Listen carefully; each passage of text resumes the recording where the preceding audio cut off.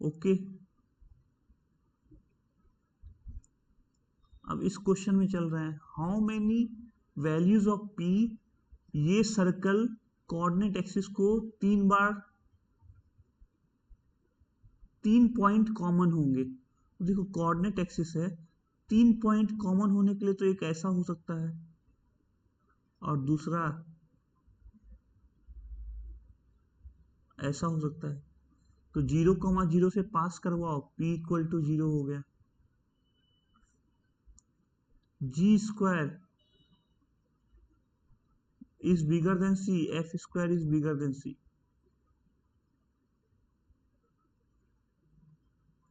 या G square is equal to सी,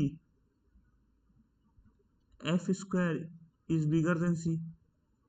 या G square is bigger than C, F square is equal to सी।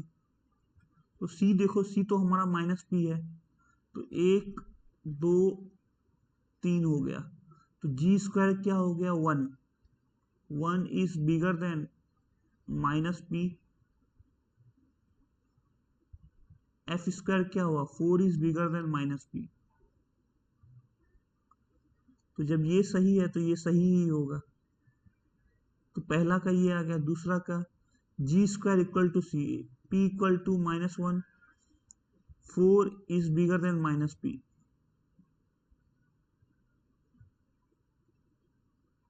ये सही होगा फिर।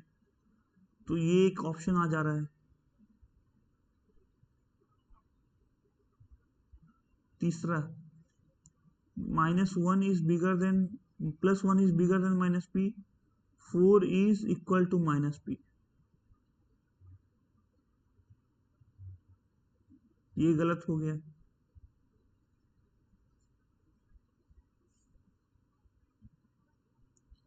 तो जी स्क्वायर माइनस पी स्क्वायर का करो।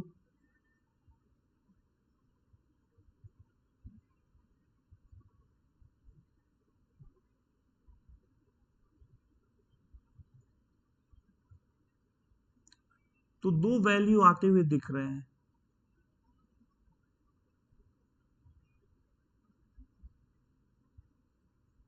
देखो दो वैल्यू आते हुए दिख रहे हैं। एक तो आ गया, पहले जी स्क्वायर ऐसा किया तो p is bigger than -1, p is bigger then -4, तो p इज बिगर देन -1 यहां से आया। -1 -2 इसका सेंटर है, तो रेडियस हो गया √जी square plus F square minus C √5 plus P. ये सेंटर हो गया। तो p को 0 ले लो तो √5 के बराबर हो जाएगा। p को 0 ले लो तो √5 के बराबर हो जाएगा।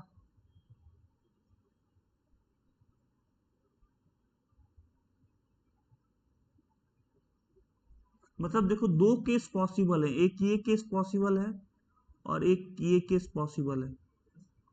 इस केस में सेंटर से पास करेगा तो p इक्वल टू 0 हो जाएगा। p इक्वल टू 0 होगा तो जी square is bigger than C, F square is bigger than C. p -1 से बड़ा, -4 से बड़ा, मतलब p 0 है। ये सही हो गया। और दूसरा केस क्या है, F square is bigger than C, G square equal to C, तो p इक्वल टू -1 हो गया। और ये है 4 इज बिगर देन -1, तो एक -1 हो गया और एक 0 हो गया। तो दो सॉल्यूशन आ जाएंगे। You will get 2 solution.